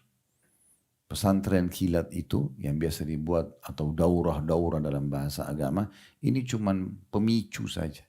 Supaya Bapak Ibu pada saat kita pengajian begini nih, dengar, oh ternyata harus belajar ya. Nah ini cuma seperti pembukanya, kuncinya. Setelah itu Bapak Ibu harus masuk ke dalam pintu ilmu itu dan tekuni. Jangan selalu merasa cukup gitu. Dan orang-orang yang sudah masuk ke dalam dirinya ilmu ini akan mendatangkan iman. Selain Allah angkat derajatnya. Subhanallah, orang yang menuntut ilmu itu kita akan temukan walaupun keadaan ekonominya biasa, kita akan temukan dia dimuliakan di masyarakat. Dan tidak sedikit di antara mereka yang kami ketahui ya, rata-rata orang-orang alim itu Allah bukain pintu rezekinya. Allah muliakan, harumkan namanya. Allah berkahi kehidupannya gitu kan. Kemudian juga ilmu ini akan mendorong seseorang itu untuk selalu beramal soleh. Karena amal soleh itu didorong oleh ilmu. Dan ini tidak mungkin dilakukan kecuali dengan ilmu tadi itu. Dan juga ilmu ini akan mendatangkan iman dalam hati yang membuat hati itu bergetar. Dia kayak bergetar ini jangan dibayangkan seperti bergetarnya jam beker, tapi dia seperti hati yang sering kali lihat jenazah lewat kita kayak ketakutan. Sebagian salaf itu kalau lihat api saja, pernah di antara mereka melihat api unggun, itu mereka nangis terisak sampai ada yang pingsan. Utsman bin Affan radhiyallahu anhu membaca Alhaakumut takatsur hatta zurtumul maqabir. Kalian terus sibuk mengumpulkan harta sampai kalian mendatangi kuburan, pingsan. Baca ayat itu. Maka kita biasa baca itu tuh tidak apa-apa, tapi beliau pingsan sampai istrinya ketakutan, panggil semua sahabat Nabi, dipercikin air, dibangunkan sampai beliau bangun. Lalu kemudian orang-orang tanya, ada apa dengan anda? Dia bilang, saya baru baca ayat tentang kuburan. Orang semua kaget. Bahasa sahabat pada saat itu, ya Utsman, ya, apakah kamu takut? Wa anta ant. Bahasa Arab itu kalau wa anta ant itu seperti siapa kamu ini? Masa masih takut tentang kuburan? Nabi sudah bilang Utsman di surga. Ada jaminan. Anak mantu Nabi, orang sahabat yang paling banyak berinfak, gitu kan. Ada jaminan surga buat beliau, ikut jihad-jihad Nabi SAW, termasuk orang-orang yang pertama masuk Islam di Mekah, orang yang hijrah ke Madinah. Oh, keutamanya luar biasa, terlalu banyak. Sempat menjadi raja muslimin, menyebarkan keadilan. Maka dikatakan oleh orang-orang, wa anta ant, apakah kamu takut sementara kamu ini siapa gitu? Maka Utsman bin Affan mengucapkan statement yang menarik gitu. Beliau mengatakan Rasulullah SAW menjamin untukku surga di sana, tapi belum ada jaminan untukku tentang kuburan. Mungkin aku disiksa dulu di kuburan baru aku masuk surga mungkin. Kenapa aku tidak mohon sama Allah agar diselamatkan dulu? Begitu. Jadi kepekaan itu akan muncul. Itulah yang Allah gambarkan dalam surah Al-Anfal ayat 2 sampai ayat 4. Yang bunyinya innamal mu'minuna alladhina idza dzukirallahu wajilat qulubuhum wa idza tuliyat alaihim ayatuhu zadatuhum imana wa ala rabbihim yatawakkalun alladhina yuqimuna as-salata wa mimma razaqnahum yunfikun ulaika humul mu'minuna haqqan lahum darajatun inda rabbihim wa maghfiratun wa rizqun karim. Yang artinya sungguhnya orang-orang beriman itu ialah mereka yang bila disebut nama Allah gemetarlah hati mereka. Ini di garis bawahi. Gemetarnya hati itu karena ilmunya. Iman yang muncul karena ilmu. Ya, itu pengaruhnya besar sekali. Dan apabila dibacakan ayat-ayat Allah, bertambahlah iman mereka. Dan hanya kepada Tuhan mereka lah mereka bertawakal. Yaitu orang-orang yang sibuk mendirikan sholat, menafkahkan sebagian dari rezeki yang kami berikan kepada mereka, itulah orang-orang yang beriman dengan sebenar-benarnya. Mereka akan memperoleh beberapa derajat yang tinggi di sisi Tuhan mereka, juga ampunan serta rezeki yang mulia. Nah, jadi dia akan mendatangkan seperti itu. Kemudian juga sebagaimana tadi saya bahasakan di awal, ada sempat saya singgung firman Allah SWT surah Fatir ayat 28. Orang-orang yang mengenal Tuhannya, orang-orang yang tunduk pada peraturan-peraturan Allah, yang halal mereka nikmati, yang diperintahkan wajib dan sunnah mereka kerjakan, yang dilarang haram dan makruh mereka tinggalkan, itu adalah orang-orang yang berilmu. Sehingga hidupnya selalu sibuk dari halal ke halal dan selalu menjauhi haram ke haram yang lainnya. Dan orang makin tinggi ilmunya, maka makin tidak memilah mana yang wajib, mana yang sunnah. Maksudnya dalam mengerjakan. Kita akan temukan mereka maksimal di yang wajib, maksimal di yang sunnah. Begitu juga mereka tidak memilah lagi dalam meninggalkan mana yang haram, mana yang makruh. Jadi jangankan yang haram, makruh pun mereka tidak mau sentuh. Makruh pun mereka tidak perlu sentuh. Dan begitu juga dengan hal yang syubhat, ragu-ragu, mereka tidak akan pernah melakukannya. Yang dinukil sebuah riwayat kita mulai dari baginda Nabi SAW, beliau pernah masuk ke rumahnya lalu makan kurma. Ada tergeletak dekat telanjang makan kurma. Semalam suntuk Nabi gelisah, gak bisa tidur. Ditanya oleh istrinya, ada apa ya Rasulullah? Tidak seperti ini biasanya. Dia mengatakan, tadi saya temukan sebelum tidur, ada sebutir kurma tergeletak dekat ranjang. Lalu saya memakannya. Tapi tiba-tiba saya teringat di rumah kita ini lagi ada kurma sedekah dititipin. Saya khawatir itu adalah titipan sedekah yang saya makan. Sehingga tidak halal buat saya. Semalaman Nabi SAW gelisah gara-gara satu butir kurma. Berapa banyak orang yang tidak peduli dengan masalah ini. Dia makan, dia minum, punya orang. Ya, atau diambil dari hak orang lain. Maka akhirnya jadi haram di tubuhnya. Allah berfirman dalam surah Fatir ayat 28, innama yakhshallaha min ibadihi ulama, innallaha azizun hakim, innallaha azizun ghafur. Ya. Artinya sungguhnya yang takut kepada Allah, yang tunduk dan sibuk mengerjakan perintah meninggalkan larangan Allah adalah di antara hamba-hambanya adalah ulama atau hanyalah ulama. Sesungguhnya Allah Maha Perkasa lagi Maha Pengampun. Jadi memang hanya mereka saja yang betul-betul tunduk kepada Allah Subhanahu wa taala. Ibnu Mas'ud berkata radhiyallahu anhu menanggapi ayat ini, kafa bi khasyatillahi ilma. Ini kalimat dalam sekali. Kata beliau, rasa takut kepada Allah taala sudah cukup dikatakan sebagai sebuah ilmu. Artinya tidak mungkin muncul rasa takut kepada Allah kecuali orang yang punya ilmu. Wa kafa bil iktirari billahi jahla. Dan cukuplah dan anggapan bahwa Allah tidak mengetahui perbuatan seseorang sudah cukup dikatakan kebodohan. Dinukil dari statement atau bukunya Ibnu Mubarak dalam kitab Zuhd. Kemudian teman-teman sekalian juga dalam firman Allah SWT yang lain surah Al-Baqarah 269 Allah Subhanahu wa taala memastikan kalau ada orang yang diberikan ilmu agama dia diberikan bahasa lainnya hikmah. Dan ini kalau orang mendapatkan, Bapak Ibu sekalian, Bapak Ibu bisa duduk di majelis ilmu seperti ini, dengarin, renungin, amalkan, itu berarti Allah sedang menginginkan kebaikan buat kita. Dan itu berarti pemberian yang sangat mahal. Bapak Ibu bisa dengar sebuah hadis, bisa dengar sebuah ayat dan faham, itu lebih mahal daripada dunia dan seluruh isinya. Itu mahal sekali. Karena kalau Allah tidak ingin kita mendengarkan ilmu itu, Allah tidak akan buat kita dengar. Allah akan buat kita beralihkan. Tidak tertarik untuk mengerjakan ibadat, untuk ilmu. Sebagaimana Allah jelaskan dalam surah Al-Baqarah 269, yu'til hikmata man yasha' wa man yu'tal hikmata faqad utiya khairan katsira wa ma yadhakkaru illa ulul albab. Allah menganugerahkan al-hikmah. Makna al-hikmah kefahaman tentang Al-Quran dan Sunnah. Kita bisa lihat tafsir-tafsir yang ada, surah Al-Baqarah 269, dalam terjemahan pun biasa ditulis begitu. Ya. Allah memberikan al-hikmah, maksudnya kefahaman tentang Al-Quran dan Sunnah kepada siapa yang dia kehendaki. Jadi kalau Allah buat kita tergerak hatinya, kakinya untuk datang dalam majelis ilmu, berarti Allah sedang inginkan kebaikan buat kita.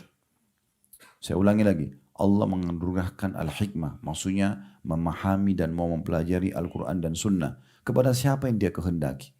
Berarti kalau Allah datangkan kita, berarti Allah mau kebaikan buat kita. Kalau Allah tidak ingin kebaikan, Allah buat kita sibuk, tidak akan mau ilmu. Berapa banyak orang bengkalikan ceramah dekat rumahnya di masjid, pakai mikrofon ditinggalkan. Kesempatan di handphonenya dengar ceramah, nggak mau dengar ceramah. Diundang hadir, tidak mau datang. Kenapa? Padahal tidak ada ruginya dia sama sekali. Kalau seandainya teman-teman sekalian kita ini belajar ilmu, kayak ini Bapak Ibu, kepala kita sekarang ukurannya seperti ini, maaf. Pada saat kita belajar agama, sekali duduk begini kepala kita jadi 2 kali lipat lebih besar.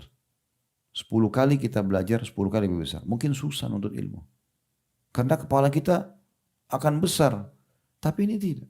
Mau kita belajar kalau dari bayi sudah bisa belajar. Ini kan tidak mungkin. Tapi kalau dari bayi bisa belajar sampai kita mati 70, 80 tahun, 100 tahun pun.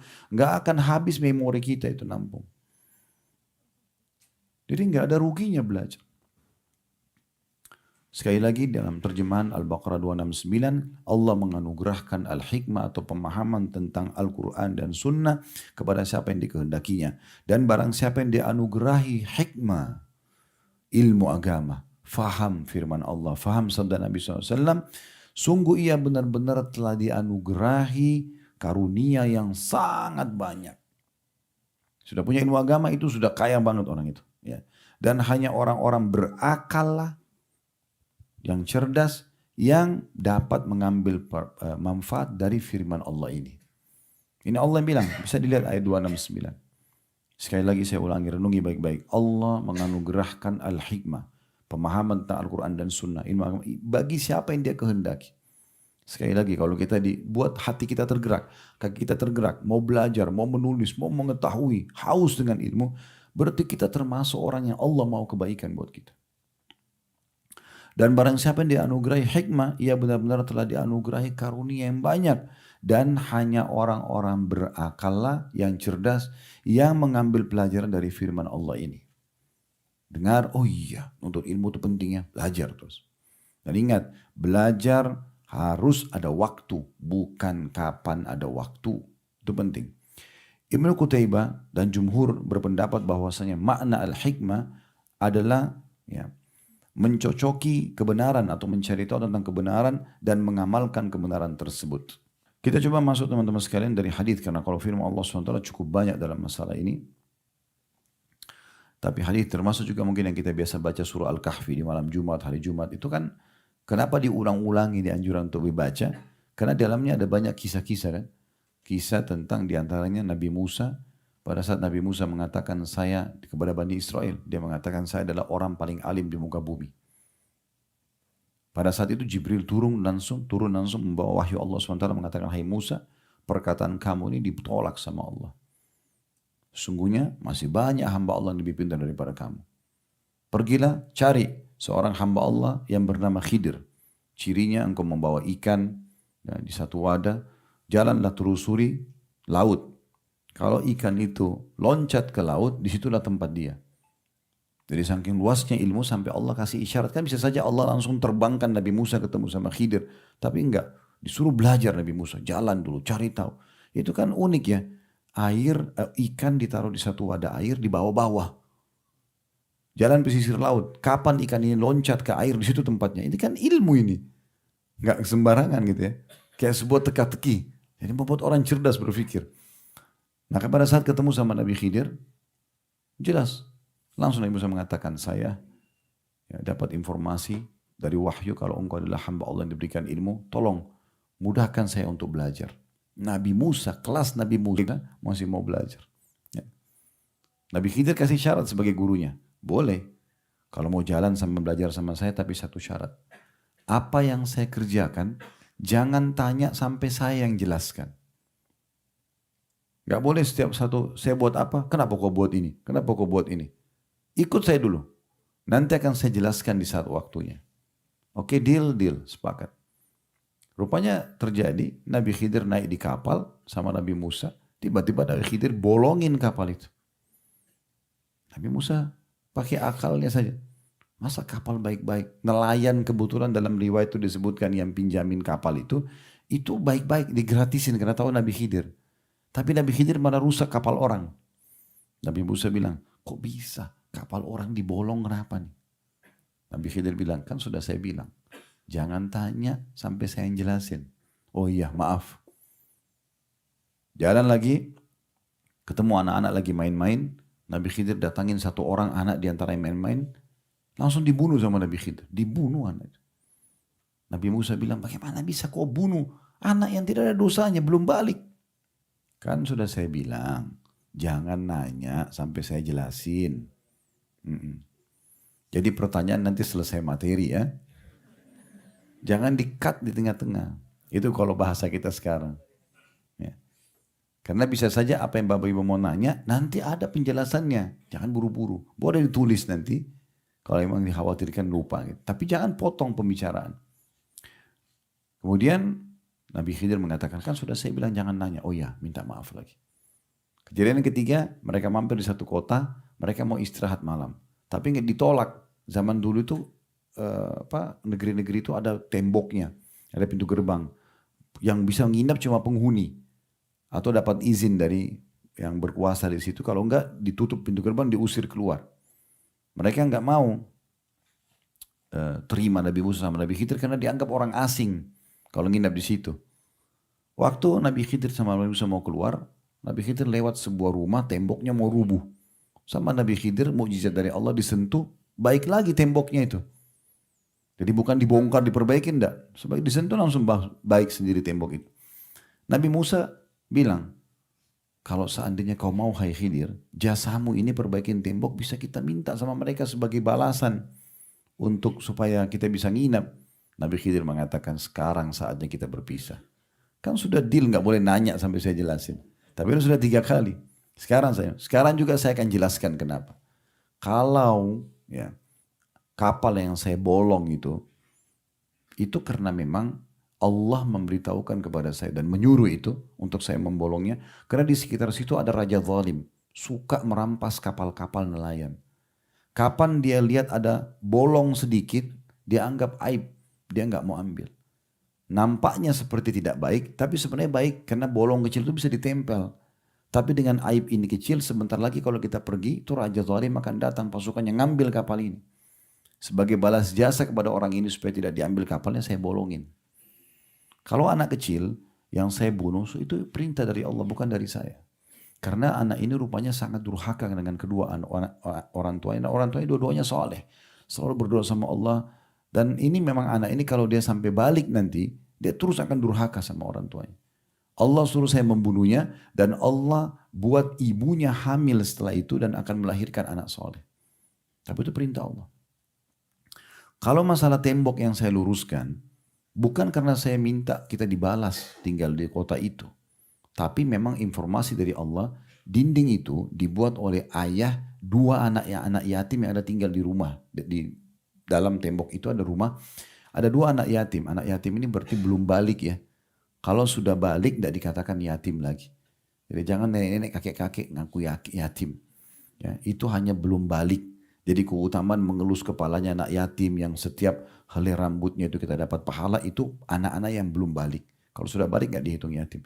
Kata Nabi Khidir, di sini ada 2 anak yatim, ayahnya itu menyimpan harta karun di bawah tembok itu. Ya, nanti untuk mereka masa depan mereka, tapi meninggal belum sempat menyampaikan kepada anak-anaknya. Maka karena ayahnya itu orang soleh, Allah menyuruh saya memperbaiki tembok itu. Nanti saatnya mereka dewasa, Allah akan buat tembok itu rubuh, mereka akan ambil haknya. Kalau sekarang rubuh, diperebutkan oleh masyarakat tuh hartanya. Karena mereka masih kecil. Kata Nabi Muhammad SAW, semoga Allah merahmati Musa. Andai saja dia tidak tergesa-gesa, kita akan banyak mengetahui mukjizatnya Nabi Khidir. Tapi dia buru-buru. Nah ini pelajaran juga penting. Orang kalau menuntut ilmu jangan buru-buru. Jangan belajar 2-3 kali langsung tiba-tiba so alim. Ya. Langsung sudah bisa berfatwa segala macam. Itu harus hati-hati. Baik, kita masuk kepada ada juga yang menarik ya sebenarnya tentang firman Allah SWT dalam surah Al-Alaq. Ya. Iqra' bismi rabbikal ladzi khalaq. Bacalah ya. Dengan menyebut nama Tuhanmu yang menciptakan, hai Muhammad. Ini menandakan memang yang paling pertama turun dari firman Allah SWT adalah Iqra', baca, belajar. Gitu. Baik, selanjutnya teman-teman sekalian, sabda Nabi SAW dalam hadis Bukhari Muslim masyhur, "Man yuridillahu bihi khairan yufaqihu fid din." Siapa yang Allah hendaki kebaikan bagi dia, pasti Allah akan buat dia faqih dalam agama. Ini mirip dengan tadi firman Allah SWT ya. Artinya kalau memang kita sempat duduk dalam satu majlis, kemudian mau belajar, itu berarti Allah inginkan kebaikan buat kita. Dalam hadis yang lain, diriwayatkan oleh Bukhari Muslim dari hadis Sahal bin Sa'ad radhiyallahu anhu, hadis yang masyhur, fa wallahi, ini sabda Nabi SAW kepada Ali bin Abi Thalib di perang Khaybar. Karena sudah 43 hari Nabi SAW kepung belum tembus-tembus benteng Khaybar, maka beliau mengatakan, besok saya akan berikan bendera peperangan ini kepada seseorang yang mencintai Allah dan Rasulnya, dan Allah juga dan Rasulnya mencintai dia. Maka kata Umar bin Khattab, saya belum pernah menginginkan jabatan seperti malam itu. Banyak sahabat tidak tidur karena ini predikatnya luar biasa. Bendera ini karena sudah 43 hari nggak tembus-tembus benteng Yahudi, saya akan kasih besok, akan tembus benteng Khaybar di tangan dia. Cirinya orang itu, dia mencintai Allah dan Rasulnya, Allah juga dan Rasul mencintai dia. Kata Umar, belum pernah saya berharap jabatan kecuali malam itu. Karena ini jabatan luar biasa nih, pegang bendera pasti menang. Tembuslah Khaybar. Dan perlu kita garis bawah ya, kalau ada mujahid masuk ke satu wilayah dan berhasil bebas dari kekufuran dan menjadi negara Islam, semua mujahid itu akan panen pahala semua orang ibadah di kota itu. Kayak kasus Mekah ini sekarang, sekian juta orang beribadah, pasukan Nabi SAW, Nabi dan 10.000 pasukan beliau dari Madinah itu panen pahala kita semua. Karena dengan mereka lah Mekah lepas dari kekufuran, kita beribadah sampai hari kiamat, dan itu luar biasa gitu. Maka pada saat itu Nabi SAW, selepas sholat subuh menanyakan, mana Ali bin Abi Thalib? Kata mereka, di kemahnya ya Rasulullah. Lagi sakit mata waktu itu. Panggil dia, dipanggil. Kata Nabi SAW, kenapa wahai Ali? Dia bilang, ya Rasulullah, saya tidak bisa lihat apa-apa. Matanya bengkak, nggak bisa lihat apa-apa, kayak buta gitu. Bukan buta sebenarnya, tapi memang bengkak, akhirnya tertutup dan tidak bisa lihat apa-apa. Maka Nabi SAW dalam riwayat itu meludahi, ya, meniup dengan ludah beliau mata Ali bin Abi Thalib. Tapi ini ludah Nabi ya. Jadi Nabi SAW meludahi dari mukjizat sehingga akhirnya terusap di mata beliau dan akhirnya matanya Ali sembuh. Ini sering terjadi ya, seperti kasus Abdullah bin Abi Atiq radhiyallahu anhu yang pernah kakinya patah karena pergi membunuh salah satu pimpinan Yahudi, gitu kan? Kakinya patah waktu melarikan diri dari benteng Yahudi, itu disembur ludah Nabi SAW, tulang patahnya itu sembuh. Ya. Dan banyak kisah-kisah mujizat Nabi SAW seperti ada sahabat yang matanya keluar, dimasukkan kembali oleh Nabi sembuh dan seterusnya. Nah itu seperti itu. Yang jelas waktu itu Ali bin Abi Thalib, Nabi SAW menasihatkan, hai Ali, majulah dengan tenang. Tawarkan mereka Islam. Kalau mereka nolak, tawarkan mereka jizyah upeti. Kalau mereka nolak, tawarkan mereka, baru perangi mereka. Tapi ketahuilah kata Nabi SAW, fawallahi la iyyuhda bika rajulun wahidun khairun laka min humurin ni'am. Tapi ketahuilah wahai Ali, kalau seandainya ada satu orang saja dapat petunjuk ke agama Allah ini karena kamu sebabnya, maka pastikan itu lebih baik daripada unta merah. Maksudnya unta merah ini zaman dulu tuh harta yang paling besar. Bisa juga dikuatkan ini dengan hadis Nabi SAW yang lain diriwayatkan Imam Muslim, hadis yang masyhur, man da'ila huda kana lahu minal ajri mithlu ujuri man tabi'ahu la yanqusu dzalika min ujurihim syai'a. Barang siapa yang mengajak pada satu kebaikan, ayo sholat, ayo puasa, ayo haji, ayo ini keutamanya, kita motivasi orang, maka baginya pahala dan pahala dari orang yang mengikutinya tanpa mengurangi pahala mereka sedikit pun juga. Dia kalau kerjakan dapat pahala, yang orang dia ajak juga dapat pahalanya, tapi dia dikasih bonus pahala seperti orang yang mengikutinya. Ini marketing yang sebenarnya ini. Ini faham baik-baik, kita ini orang Islam sebagai marketing. Kita punya produk namanya Islam. Ilmu agama, tawarkan selalu kepada orang tanpa batas. Orang itu buat baik, dukung dia. Oh Masya Allah bagus ya. Ada kerabat kita, saya mau haji. Oh Masya Allah, kerjakan bagus sekali, kita dukung. Kapan dia buat salah, jangan, itu nggak boleh, haram dalam agama. Nah seperti itu. Jadi kalau ada orang mengerjakan ibadah atau meninggalkan larangan karena kita, maka kita dapat pahala, kita pun dapat pahala dia. Dan luar biasanya, kalau kita dapat 100 pahala, dia dapat 100 pahala. Bukan 100 pahala dia dibagi dua, enggak. Nilainya 100 dikasih kepada kita tanpa mengurangi pahala dia 100. Jadi kalau Bapak Ibu mau sholat misalnya, tidak ada salahnya ngajak orang sholat. Mungkin ada dari 10 orang, 2 orang nyantol sholat. Alhamdulillah. kita panen pahalanya misalnya. Lalu kemudian kata Nabi SAW, dan siapa yang mengajak pada keburukan, wa man da'a ila dhalalatin kana alaihi minal ithmi mithlu athamin man tabi'ahu la yanqusu dzalika min athamim syai'a. Barang siapa ya, yang mengajak kepada kesesatan, maksiat. Ada orang begitu, dia zina, dia ajak juga temannya dan ajarin caranya. Bahkan kalau perlu dia yang bayarin diskotiknya, dia yang bayarin kamarnya. Wah, luar biasa ini. Ya. Dia dosa, temannya juga dosa. Tapi dia dikasih dosa temannya, ya, dibebankan pada dia. Gitu kan. Maka barang siapa yang mengajak pada kesesatan, pada maksiat, maka baginya dosa dari orang yang mengikutinya tanpa mengurangi dosa mereka sedikit pun. Ibnu Qayyim rahimahullah mengatakan siapa yang menjadi penyebab orang lain mendapat hidayah, maka ia akan mendapatkan pahala orang yang mengikutinya. Sebagaimana dalam sabda Nabi SAW tadi. Sisi yang lain teman-teman sekalian, dalam hadis juga Bukhari Muslim dijelaskan, saking mulianya orang yang berilmu itu, kita tidak boleh hasad ya, tidak boleh iri. Tapi di sini dibagi dua dalam penjelasan hadis makna iri. Ada iri yang haram namanya hasad. Di sini kalau Bapak Ibu lihat ada satu kelebihan pada seseorang, lalu Bapak Ibu cemburu sama dia dan berharap hilang dari dia. Misalnya dia pintar, misalnya dia kaya, misalnya dia punya kelebihan paras wajah, postur tubuh, warna kulit, apalah. Terus kita tuh merasa iri sama dia, tapi kita berharap dia hilang dari dia. Ya, misalnya dia tampan tuh dia cantik, begitu dia kena kecelakaan atau apa, wah syukurin tuh. Gitu. Kayak tidak mana dia senang kalau orang itu celaka. Gitu kan. Usaha maju, oh pas bangkrut, datang ujian, oh itu memang syukurin tuh, gitu-gitu. Tetangganya baru beli mobil, dia hasad. Ya, pas kesentuh pagar sedikit, oh syukurin tuh, siapa suruh beli mobil baru. Nah, tetangganya beli AC, kulkas, dia yang kedinginan. Ya. Nah ini nggak boleh. Kata Nabi SAW, hati-hati dengan hasad, ini yang haram ini, berharap nikmat hilang pada seseorang, gitu kan?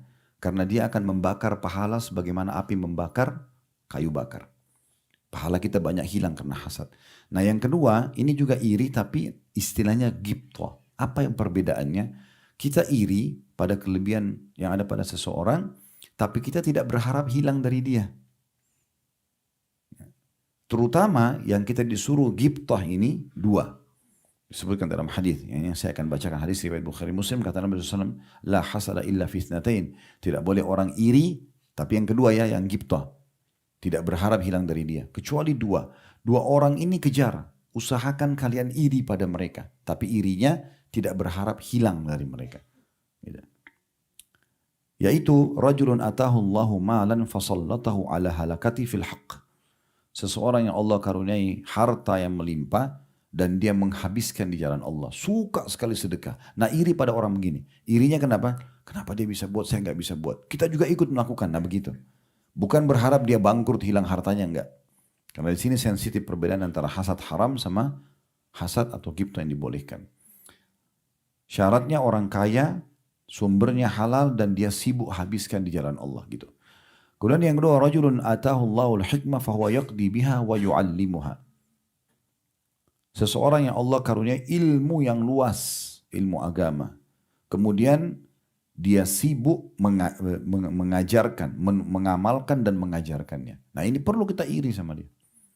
Supaya kita termotivasi mengerjakan seperti dia. Nah gitu.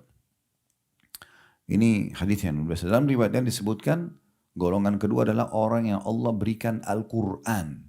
Hafal Quran, lalu dia habiskan membaca Al-Quran di siang dan malam hari. Nah ini wajar kalau kita cemburu. Ada hadis yang saya akan sampaikan sekarang, hadis Hasan riwayat Tirmidzi. Ini hadis selalu saya jadikan motivasi untuk saya selalu semangat belajar teman-teman sekalian. Karena ada saatnya kita semangat, ada saatnya kita tidak semangat. Ini kita butuhkan sekali. Luar biasa keutamaan ilmu di hadis ini. Hadis riwayat Tirmidzi dengan sanad hasan dari hadis Abu Umamah radhiyallahu anhu. Kata Nabi SAW, fadlul alimi 'alal 'abidi, perbedaan dan keutamaan seorang yang alim, faham agama dan dia amalkan dengan seorang abid, ahli ibadah. Dia suka ibadah tapi nggak punya ilmu. Sehingga ibadahnya bisa benar bisa salah gitu. Perbedaannya, Keutamaan orang yang alim ini punya ilmu sehingga semua panduan ibadahnya itu benar sesuai dengan panduan, dengan orang yang abid semangat ibadah saya tapi tidak punya ilmu, kafadli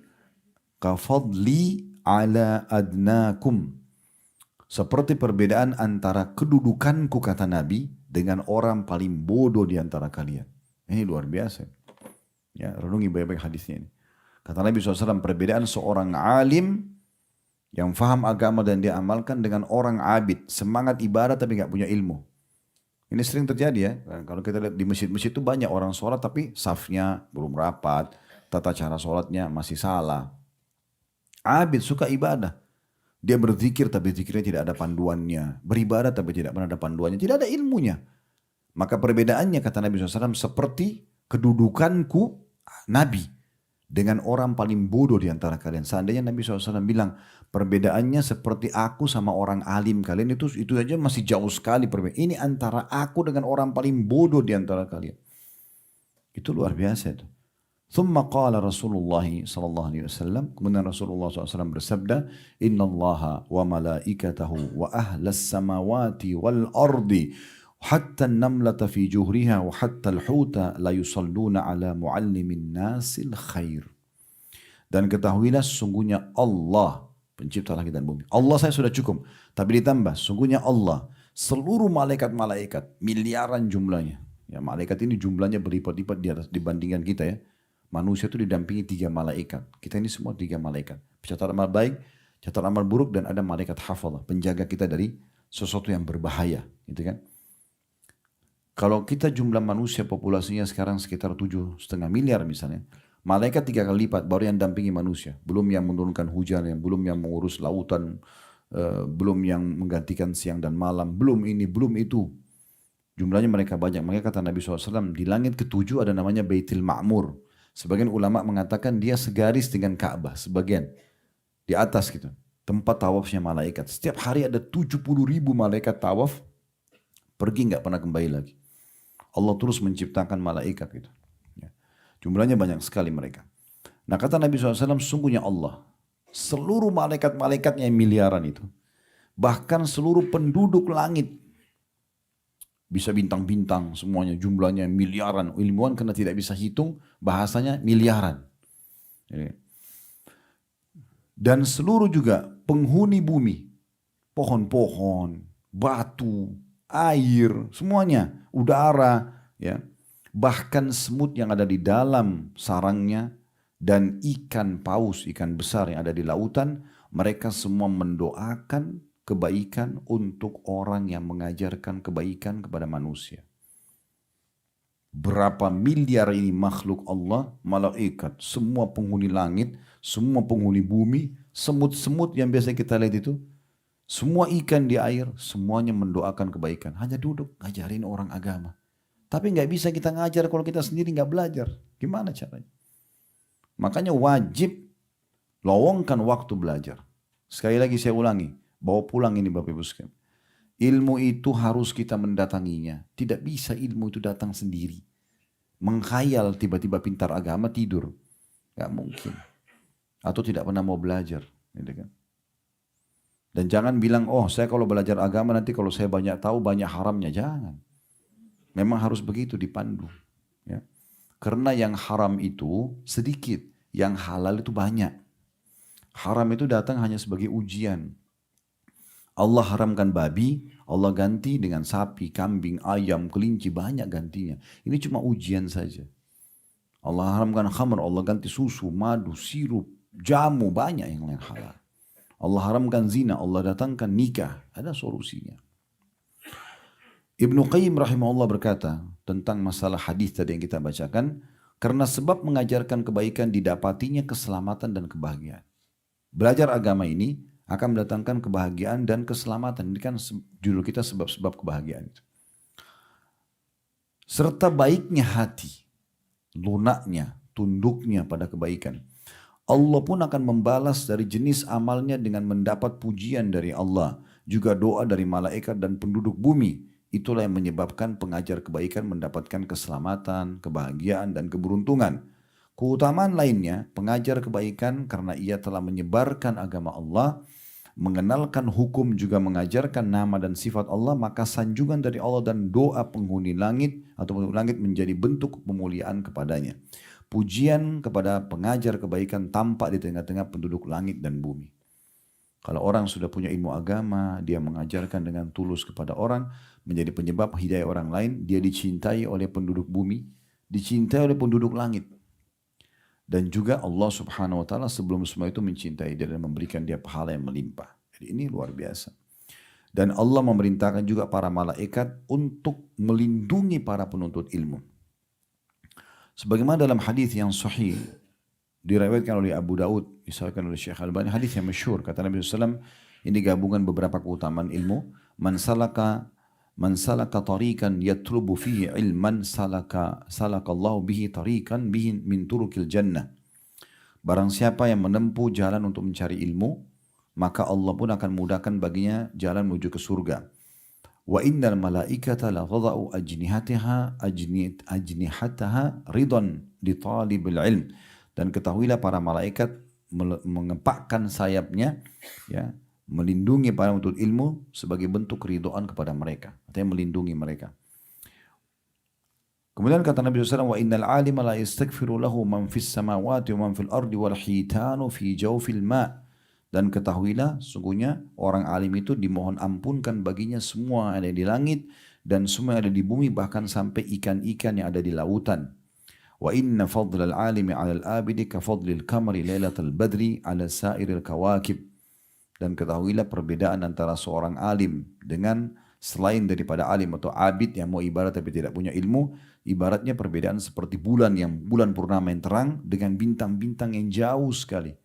Kelihatan gemerlapan tapi kecil. Wa innal ulama warasatul anbiya. Ketahuilah para nabi-nabi, para ulama itu adalah pewarisnya para nabi.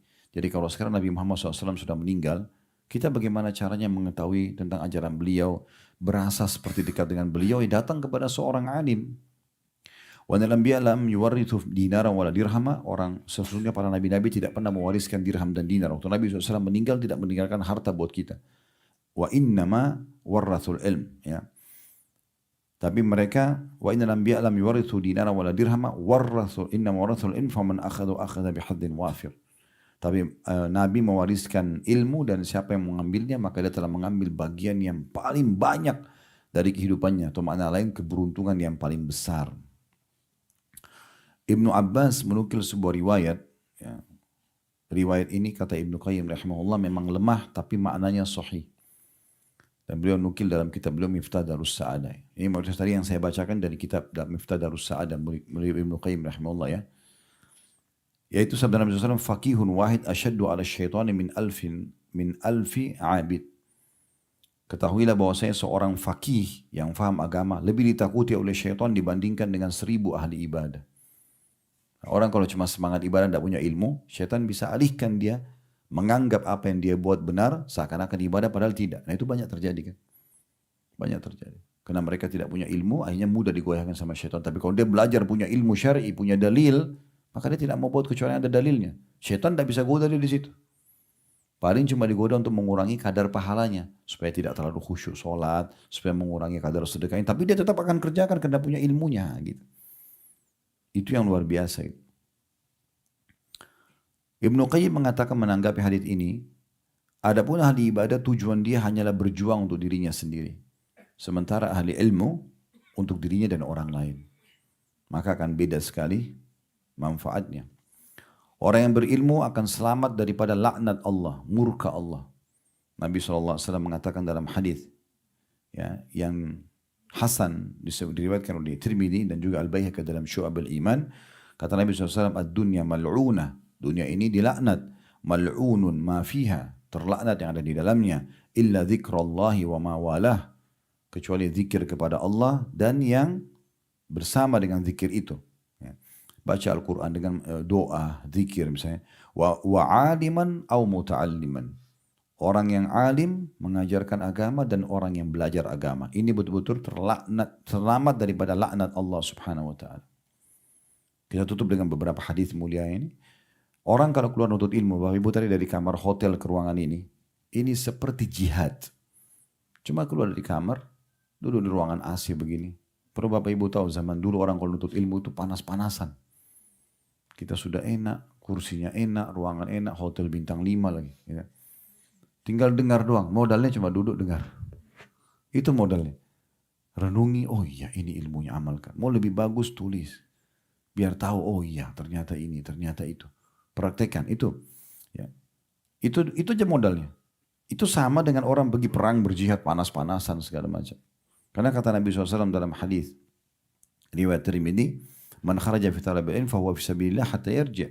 Siapa yang keluar menuntut ilmu maka dia dihitung di jalan Allah sampai dia ya, pulang. Sampai dia pulang. Jadi ini memang luar biasa ya, peringatan dari Nabi alaihi salatu wassalam.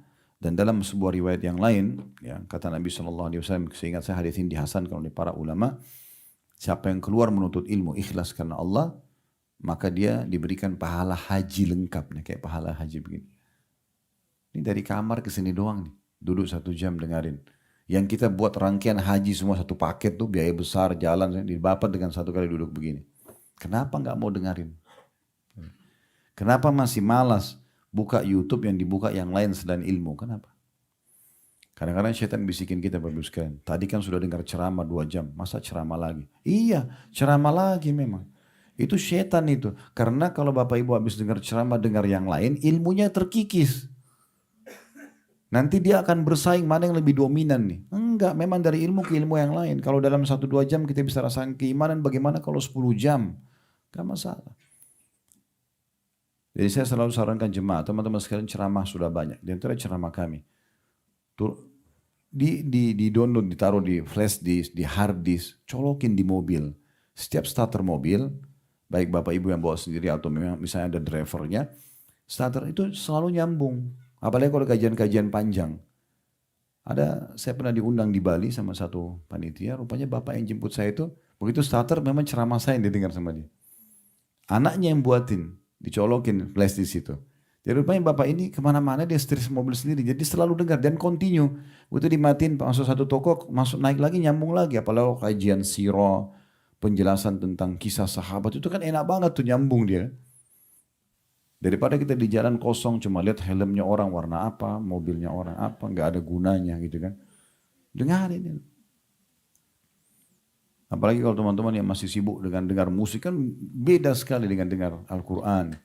Saya juga menyarankan bisa diselingi antara ilmu dengan Al-Quran. Tapi kalau dengar tilawah Al-Quran, usahakan ada terjemahannya. Jangan Al-Quran aja.